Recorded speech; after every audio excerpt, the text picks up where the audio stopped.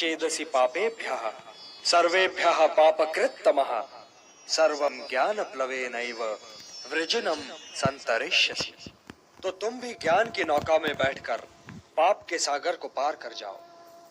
ये समझ लो पार्थ कि जैसे अग्नि सब कुछ जलाकर भस्म कर देती है, वैसे ही ज्ञान की अग्नि कर्म फल की इच्छा, फल की प्राप्ति न होने पर आने वाले क्रोध और उस क्रोध के सहारे आगे बढ़ने वाले मोह को जलाकर भस्म कर देती है। हे पार्थ, इस मंत्र को सदैव याद रखो कि संसार में ज्ञान के समान पवित्र करने वाली न ही कोई वस्तु है और ना ही कोई तत्व।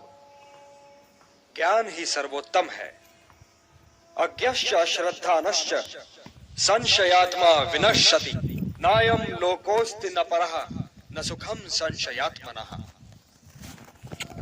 जो अज्ञानी हैं, जिनमें श्रद्धा भाव नहीं है, जो बात बात पर शंका करते हैं, संशय युक्त हैं, वे तो नष्ट हो ही जाते हैं और उन्हें ना इस लोक में सुख मिलता है और ना ही परलोक में।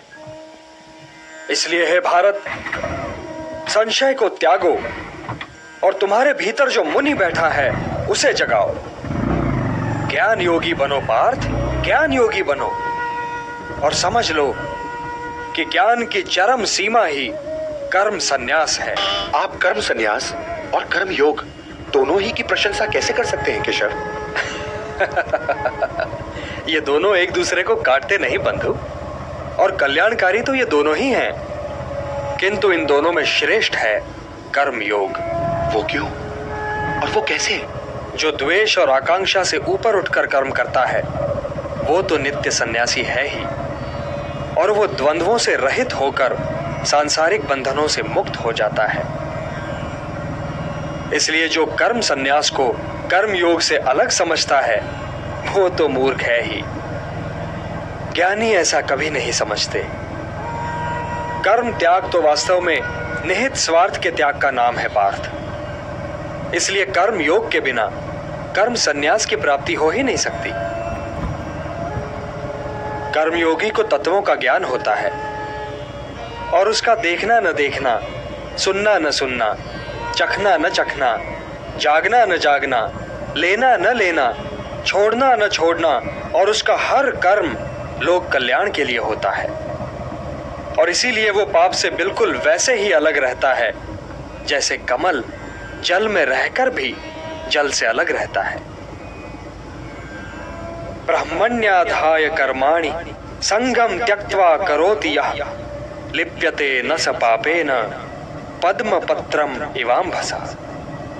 हे धनंजय, कर्मयोगी कर्म फल को त्याग कर परम शक्ति को प्राप्त होता है और 9 द्वारों वाले शरीर रूपी घर में सुखी रहता है। मनुष्य के भ्रमित होने का कारण यह है पार्थ कि उसका अज्ञान उसके ज्ञान को ढक देता है, और जब आत्मज्ञान अज्ञान को नष्ट कर देता है तो ज्ञान उस परम तत्व को सूर्य की भांति प्रकाशित कर देता है और ज्ञानी इस नश्वर जीवन ही में परम सत्य को प्राप्त कर लेते हैं। उन्हें जन्म पर जन्म नहीं लेना पड़ता, वो इसी नश्वर जीवन में मोक्ष को प्राप्त कर लेते हैं।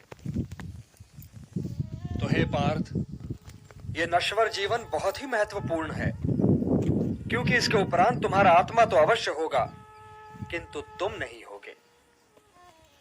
तो इस नश्वर जीवन काल को अर्थपूर्ण और समाज के लिए कल्याणकारी बनाओ पार्थ। ज्ञान प्रकाश है, तो इस प्रकाश को प्राप्त करो, और यदि तुमने ऐसा कर लिया तो इन भ्रमों में भटकने से बच जाओगे जिनमें आज भटक रहे हो। और यदि भटकने से बच जाओगे पार्थ तो तुम्हें शांति मिलेगी। हे धनंजय, धनंजय, शांति का सीधा मार्ग मैं हूं। जो मुझे हर यज्ञ का लक्ष्य, हर लोक का स्वामी और हर प्राणी का हितैषी मानते हैं, वही शांति पाते हैं। यदि तुम मुझे अपना हितैषी समझते हो पार्थ, तो मेरा कहा मानो और युद्ध करो, क्योंकि ये युद्ध किए बिना तुम्हें शांति नहीं मिल सकती। अपने धर्म से भागने का मार्ग शांति की प्राप्ति का मार्ग नहीं है पार्थ। ये युद्ध तुम्हारा धर्म है तो अपने इस धर्म का पालन करो पार्थ, और उसके परिणाम के विषय में न सोचो। कौन मरेगा या कौन जिएगा यह तुम्हारी समस्या नहीं है। हे पांडव, लोग जिसे सन्यास कहते हैं उसे तुम योग मानो, और संशय, द्वेष और आकांक्षा से मुक्त होकर युद्ध करो, क्योंकि इन्हें त्यागे बिना तो कोई योगी हो ही नहीं सकता। उद्धरेत आत्मना आत्मानम न आत्मानम अवसादयेत, आत्मैव ह्यात्मनो बंधुः आत्मैव रिपुरात्मनः। मनुष्य का यह कर्तव्य है कि वो अपना पतन न होने दे और स्वयं ही अपना उद्धार करे। मनुष्य स्वयं ही अपना मित्र भी है और अपना शत्रु भी। जय। जिसने अपने अहम, अपने मन और अपनी इंद्रियों को अपने वश में कर लिया हो, वो स्वयं ही अपना मित्र है।